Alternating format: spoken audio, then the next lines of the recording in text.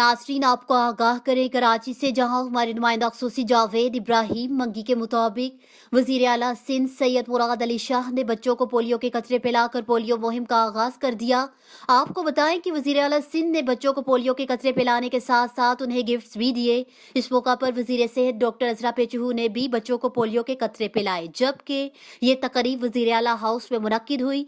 तकरीब में वजीर सेहत डॉक्टर अजरा पेचहू, पार्लिमानी सेक्रेटरी कासिम सोमरू, सेक्रेटरी सेहत Zulfiqar Shah, DG health Jumman Bahoto, commissioner Karachi Iqbal Memon, provincial coordinator Fayyaz Abbasi, project director Irshad Memon और दिगर ने शिरकत की। हुकूमत सिंध ने सूबे भर में 28 फरवरी से 6 मार्च तक पोलियो मुहिम का आगाज कर दिया। वजीर आला सिंध सैयद मुराद अली शाह ने बताया कि ये साल की दूसरी पोलियो मुहिम है जो पाकिस्तान भर में चलाई जा रही है और मुहिम के दौरान सिंध के 30 अजला में तकरीबन 1 करोड़ बच्चों को पोलियो से बचाव के कचरे पिलाए जाएंगे।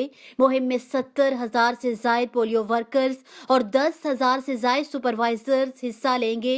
वजीर आला सिंध का आवाम को उनके घर आने वाली टीमों से ताउन करने की हदायत। और वजीर आला सिंध ने मीडिया से पोलियो के खिलाफ आगाही मुहिम के सिलसिले में ताउन मांग लिया।